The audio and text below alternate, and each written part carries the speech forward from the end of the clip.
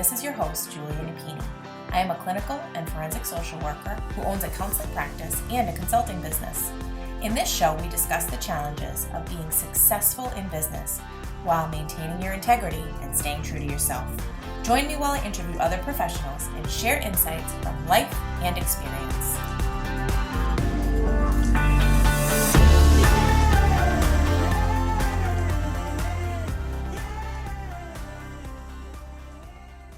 Let's talk about RingRx, our latest sponsor. RingRx is a high-quality, HIPAA-compliant telephone, text, and fax communications platform. They provide seamless, cost-effective communications for behavioral therapists, medical practices, hospitals, and other healthcare providers. RingRx is designed for modern healthcare environments. They offer customizable features like a phone app, automated patient outreach, voicemail, after-hours call routing, and top-quality desk phones. Try RingRx for free today at ringrx.com. And if you sign up using the code CLIMB, you'll get 15% off your monthly bill forever. Conditions apply. Hello and welcome to another episode of the Compassionate Climb podcast.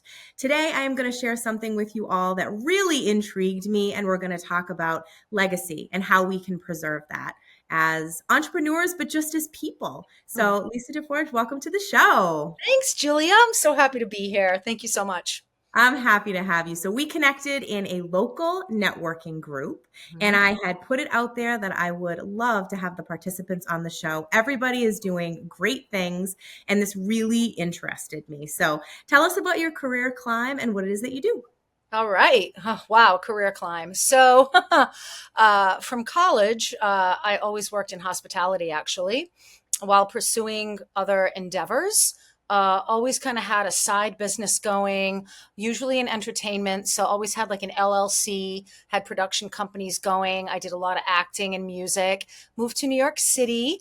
So juxtaposed with my earning income career was in hospitality at the Four Seasons Hotel. So worked for them for many years, consider myself really fortunate to have been with them. Isidore Sharp, the founder of the Four Seasons, is an amazing man, amazing human being, his whole family. And it was just a really wonderful company to work for. I started with them, I was about 19. So a lot of my life's values came from my job at the Four Seasons. Okay. It came out of their core values, where like treat others how you want to be treated. The golden rule was at the foundation, the pillars of Izzy Sharp's company, actually. And he lived it out with guests and employees. So I had a really amazing time working for them. It also allowed me to pursue owning several companies, self-funding some films, an independent CD and micro tour, which got me on the radio in about 79 markets. So that was exciting. Yeah. So, I was in that whole realm for many years of my younger life, had a couple of businesses with my family, my brother and my mom. Fast forward, I was kind of out of entertainment, focused solely on hospitality because, I had a condo in Manhattan, had to pay the mortgage and the bills. And, as self-funding entertainment wasn't quite cutting it for after a while. So doing that, I moved to LA and COVID kind of shut everything down. I was in upper management. I was a director, managing director, events, opening restaurants, consulting. So I moved home because my brother pitched me the idea for Echodify. And so I pivoted. I totally switched gears. Now I am a co-founder and chief operating officer and acting chief marketing officer of a tech startup called Echodify. And the concept, when he pitched it to me, I just thought it was absolutely brilliant. And we have lived it because we lost our mom. So very briefly, the concept is it's data storage on steroids because we enable people to pass on their legacy. So all of the softer assets that people tend to lose track of, they actually get thrown away, misplaced, lost in storms, floods, fires, what have you. the videos and the photos and things that you purposefully create to put in your vault. Mm-hmm. Kevin is the brilliance behind the curtain. He coded and programmed everything in house. So Mm-hmm. basically, it's a time capsule for your memories, and Mm-hmm. you can store it securely and privately in your vault, and you can set it to automatically release up to 50 years into the future to whomever you wish, and to the public domain, and to an organization or a group if you decide to leave like something to your alma mater, or you know a church or a group or anything at all. So it's ever evolving. We Yeah. iterate our services and products quite frequently. We're a new startup, so we listen to customer feedback and we try to implement what they want and need. But my journey with my values came, I think it came from hospitality. Well, Mm-hmm. family first and foremost, right? I think our family forms our formative years Yeah. of a lot of that stuff, and I'm fortunate to have had really great parents. And beyond that, my professional relationships, learning in the corporate world at the Four Seasons what core values actually are. What is a mission? What's a vision? How do you actually act that out in a Right. day-to-day life? So yeah, the Four Seasons played a huge role in those types Sounds of like it. really ethical values, that you just bring to people when you're in a customer service front facing industry. Yeah. And it in my life, I've applied it everywhere.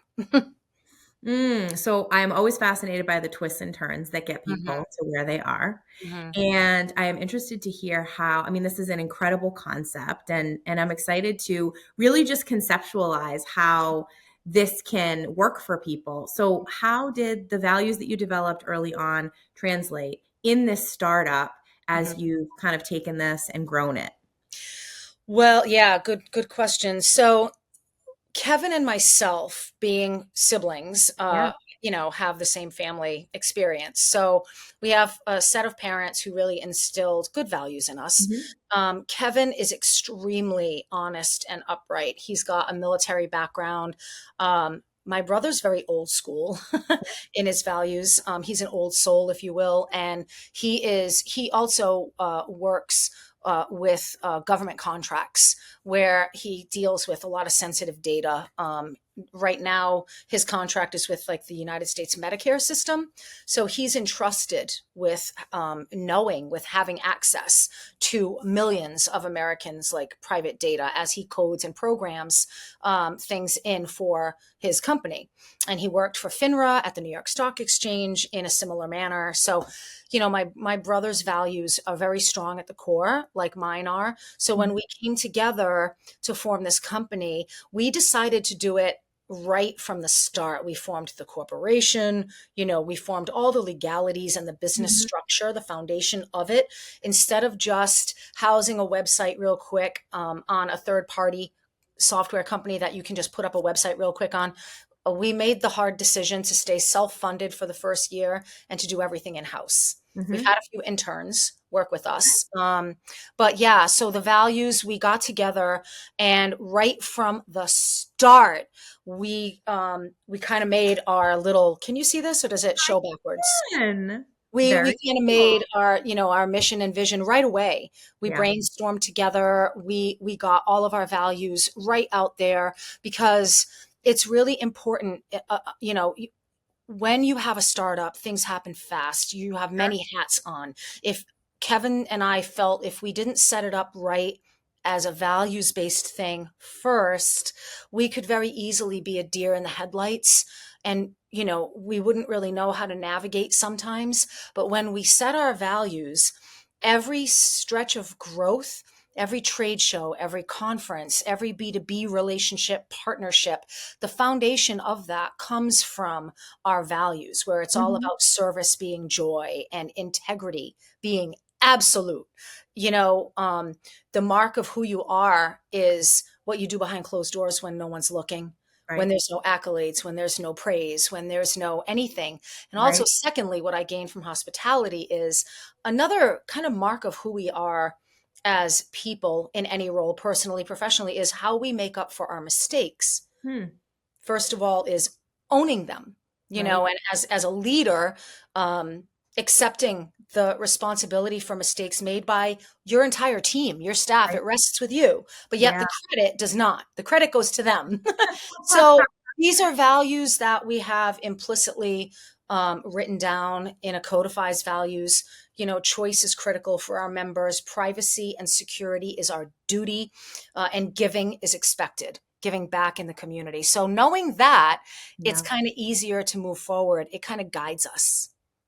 It is so nice to hear that you took the time and really sat down together, put it in writing. So I'm really curious about the experience. It sounds very positive of Yeah. working with your sibling. It is. Kevin and I get along really well. There's 11 years between us, and we could Okay. not be more different. I am very outgoing. I'm outspoken. I have no filter. My skill set tends to lean towards public speaking, communicating, building relationships, and constantly generating ideas. I'm an idea person. I live a lot of times in the abstract, bigger picture. Kevin is very laser focused. He's very determined. He's an analyst by Mhm. trade. So, he programs and codes. And so, yeah, we're very different in that regard. Mhm. He's kind of an introvert, struggles a little bit socially, which is interesting that he's the COO and I'm the COO. But yeah, but we complement each other. It sounds like. And yeah, and because we're siblings, we said it from the outset. The sibling relationship, the familial relationship is and always will be and come first. So even when we're heated and we disagree Mhm. on things within the company, we have a meeting. And even if it has to be like hard things get said, um, it's okay. So far, we've been able to deal with it. Oh, We do good. it in a I'm happy respectful, to hear loving that. way, and Yeah. it's always prefaced with, maybe it's guilt, I don't know, but it's always prefaced with, I mean, I love you, you're my brother, or you're my sister. I love you first as my sister, but I Yeah. wouldn't be doing my duty if. So Right. it's just been a loving, and we've both agreed to accept the other's opinion, feedback, and criticism when Mhm. necessary. So yeah, Yeah, that's a helpful reminder for all of us out yeah. there that are in any working relationship. It's important with the way that you approach things. Hmm. So I'm thinking about, I can obviously think about why this is something that would be so important to me personally. But Hmm. for you as the founders of this, Hmm. why is this something that you find so important for others to do? Okay. Yeah. I'm passionate about this. There's Yeah. many reasons. So, firstly, it's kind of the basic obvious. Mm. When Kevin came to me, we were sitting in a Starbucks, and again, he's coming from his analyst mind. I'm a social butterfly, Mhm. and he starts explaining all these tech definitions and his tech ideas, and I'm like, okay, wait a minute, whoa, whoa, whoa, stop. And my brain starts thinking in story form about what he's Mhm. pitching me. And I realized quickly that had this idea of this data storage slash time capsule virtual legacy vault, if you will, existed before my mom passed away, we would now have her great aunt's old Portuguese recipes. We would now have her videos and her photos, and Mhm. we would now have all the original writings that she had up on a website that she had. We Oh, wow. lost all of that. So the importance to me is the family connection, that humanness, to keep that going through the generations when Yes. people pass away, even when we're alive, but to ensure that I call them the softer intangible assets, the meaningful ones that really matter, to make sure that those live on. Everyone's story matters, whether we have children or not. And when Kevin was explaining this concept to me and that he could actually code and program this and make it come to life, I saw all the human side Yeah. to it. People can just get up on a Codify, buy their vault, and start uploading content, any file format whatsoever. And then on Kevin's end of things, Mhm. coming from the worlds he came from, he already knew he wanted to code in that added security. So everything is double encrypted. Normally, industry standard is it gets encrypted going into your vault, Mhm. or whatever a company calls it, Google Docs, the cloud, whatever, and it gets encrypted coming out. when you upload, when you download, we have it double encrypted again in the middle. So if there ever were a situation like 23andMe when they unfortunately got hacked, the hacker was able to get actual personal information along with the numbers and letters that make up your DNA code strands. With Echodify, I mean, if ever somebody hacked our members' vaults with all their photos and letters and documents and videos or whatever, recipe books, and it would be all gibberish. Wow. It's double encrypted on the inside. So so that was important to Kevin. That was a value he had. And also the privacy factor. As of now in the industry, and we went to Davos this year virtually, and we listened to a few of the speakers at Davos in Switzerland, and a lot of the big tech, specifically with data storage and like the cloud storage of all of our digital, we call them digital assets. There's a huge movement away from the real independent ownership and control of our accounts that we have with these companies. And there's now a big movement with these companies to look at accounts, to thumb through them algorithmically, and to see if they've been dormant for a specific amount of time. And if they deem fit, if that amount of time in their eyes behind corporate is okay, they just delete it. So it doesn't matter if I had found like a World War I gem of whatever they are, materials from my great-great-grandfather, and just wanted to put them in there for safekeeping in a cloud account, and I pay for it, but I don't do anything with it, it could be deleted. So that actually, Kevin perked up with that. So one of our core tenets now is you will always own and control your vault. And we structured it so by making it purchasable for a one-time upfront fee. Whereas now when we have data storage, we pay monthly. $9.99, $10.99, $15.99 a month. And then when we run out of cloud storage, we have to pay more to keep it going, to make sure that what's in there stays accessible to us. Well, what happens if we can't pay it? For any number of reasons. And if no one has your password, and if no one knows so we wanted to make an easy product. We saw a void in the industry overall where there are certain little fillers, like funeral home websites have the memorial page, but we wanted to come up with something that's more personalized and accessible for everybody, where they could just have an account, one-time upfront fee. If they want a gigabyte for 50 years, they buy it and they own it. And then they're free to upload into it. They can share it with whomever they want in their family. They can make legacies off of it and send it forward in time.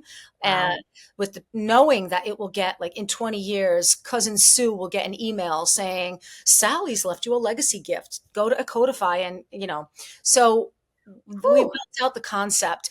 And also you can put videos, you can put anything.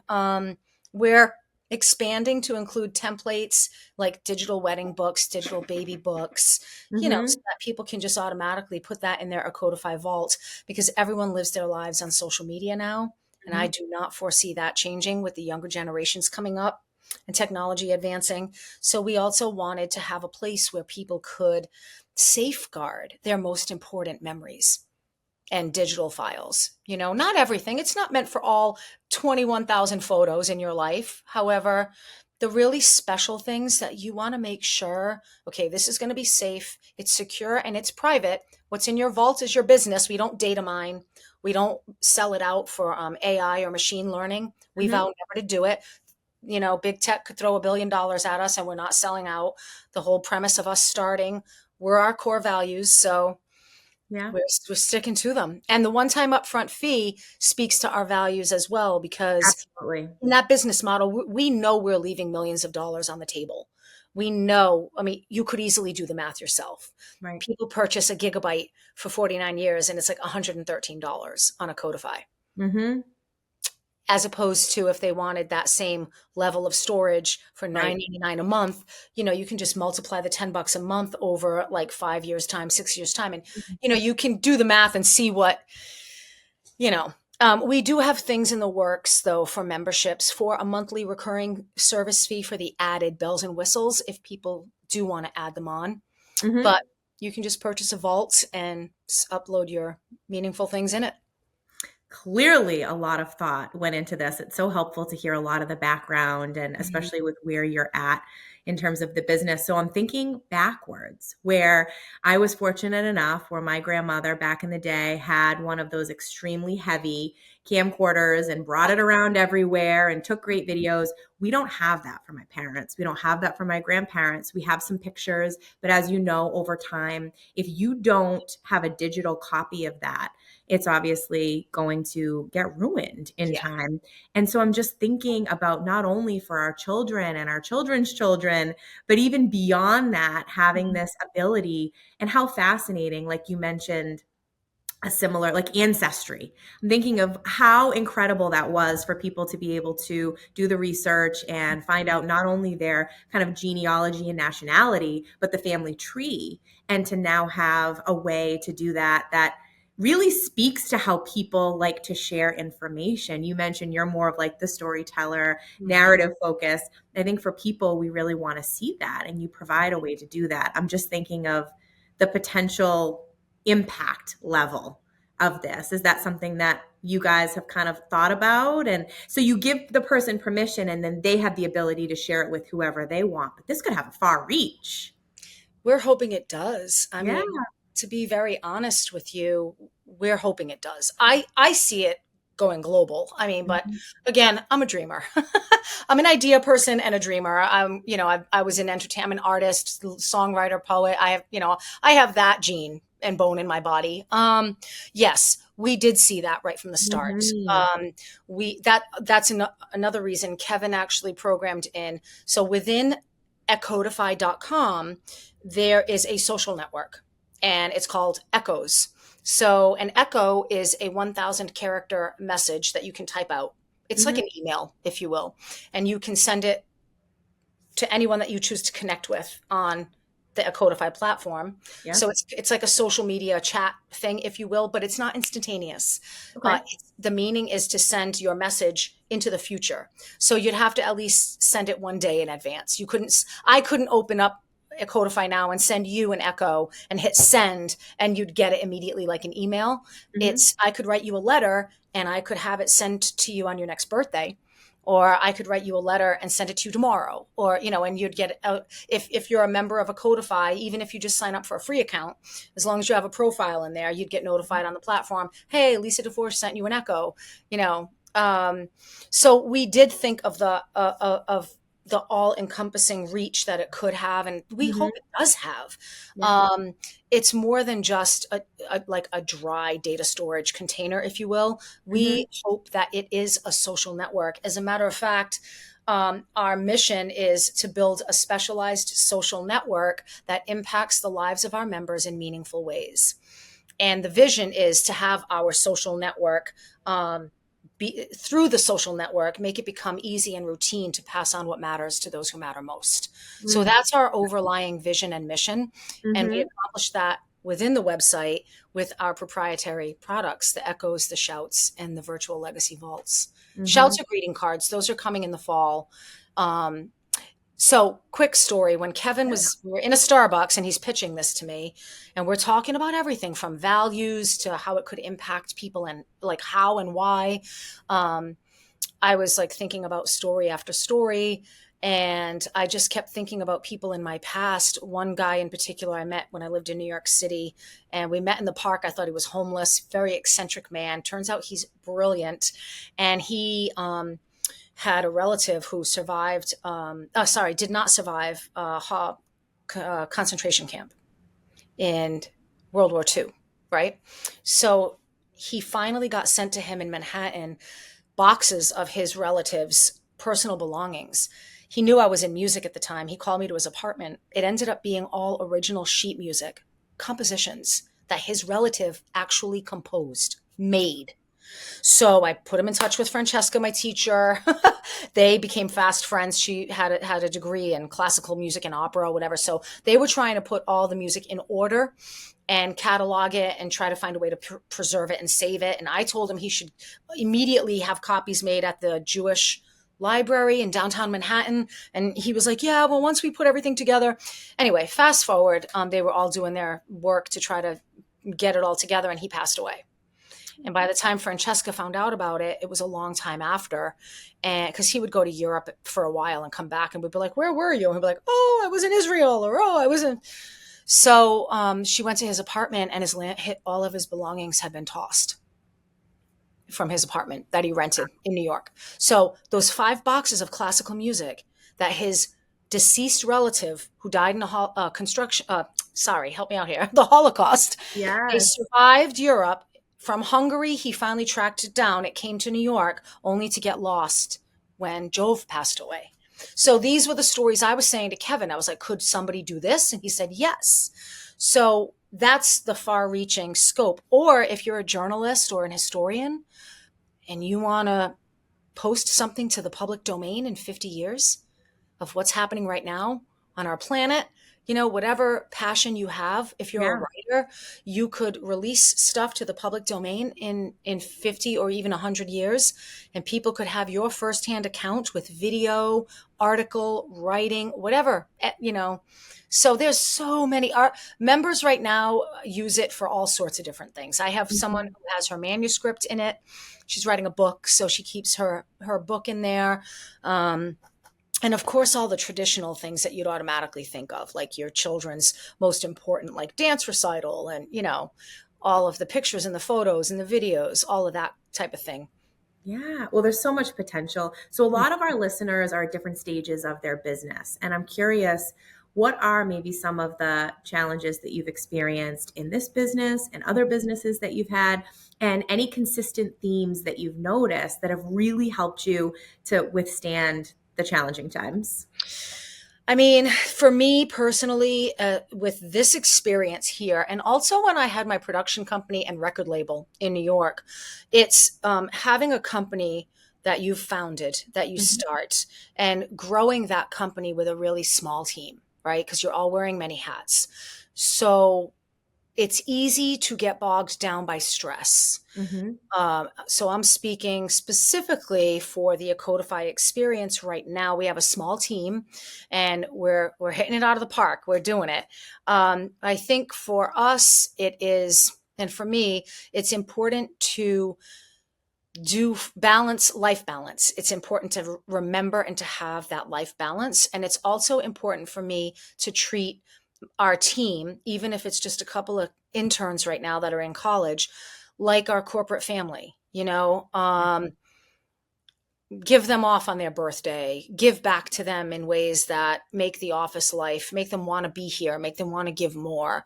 But do that for yourself as well. Like have that life balance thing, take a drive, go hiking, do yoga, whatever you can do, be a mentor, give back. It's really important to do that. But the struggle is wearing those, different hats. A very practical thing for me is to do like the time management practices in my day. When I have my COO hat on, I have my tasks that I have to get done. I actually set an alarm.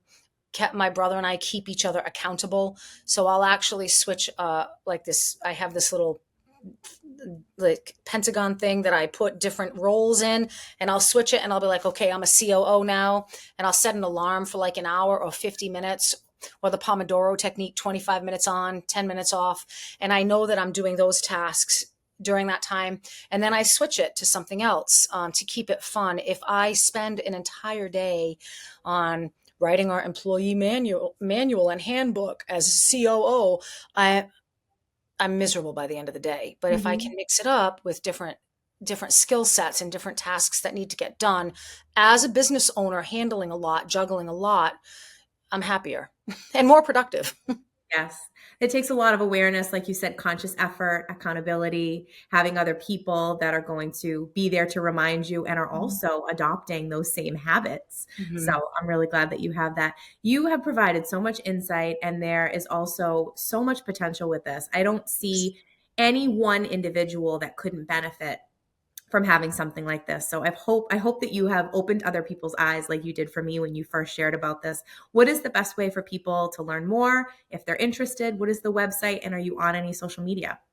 Yes. The website is echodify.com. So it's like echoes, sending echoes of yourself forward in time. So it's Echodify.com. So that's our website, and you can always leave us feedback, and we are very interactive with all of our members. We also have legacy labs and legacy lounges. The lounges are more informal conversations that we are filming right now to go up on our YouTube channel. I pick a topic under the umbrella of legacy, and we just chat about it. It's people from all walks of life. The labs are more classroom environments where people can come and learn about Echodify and actually get walked through how to set up an account and upload stuff into their vault. And we are on all the socials. We have our Facebook and Instagram and LinkedIn. It's all, the social/Echodify. So yeah, we can connect that way. We also work with a lot of businesses. We have a lot of B2B relationships right now, everything from the United States foster care system to house kids' information in a vault and automatically get sent to their email for when their 18th birthday comes. So when they age out, they have all their documentation and everything already there. To a gentleman in the Midwest that we partner with who makes family video biographies for people. And we house the movies that he makes in our vaults, and it gets sent to his customers that way. I partner with estate planning attorneys because digital asset planning is starting to become a really popular thing. And that's exactly what Echodify does. We enable people to, once they have their digital assets all digitized and, to store it somewhere. So I partner with estate planning attorneys. So there's a lot. There's a lot of uses for it. Everything from personal, just grandma's recipes and pictures to really industrial and business solutions, enterprise solutions. And we're a big proponent of customizing for people, especially businesses. So we code and program in-house. So, we're at the stage now where we're meeting one-on-one. And if a business says, hey, I want this capability, we'll see if it's feasible for the tech team to program it in. And if it is, we do it. Why not? Give people what they need. Yes. Oh, I love it. So I really appreciate you coming on today, for your time, sharing this, and the fact that you guys have come up with this and are spreading the word and sharing it, and such a far reach, and really thinking outside the box for ways that this can be beneficial. Really Thank you, appreciate it. Julia. Yeah, it means a lot to us. And thank you so much for having me on. Yeah, I love your podcast. It's awesome. So yeah, thanks. I'm excited to be on it now. Thank you. If you like what you're hearing, please rate and review. This will help others find us and benefit as well. The Compassionate Climb podcast represents the opinions of Julia Napini and her guests. The information provided is intended for educational purposes only and should not be taken as legal advice. If that is what you are seeking, please consult an attorney.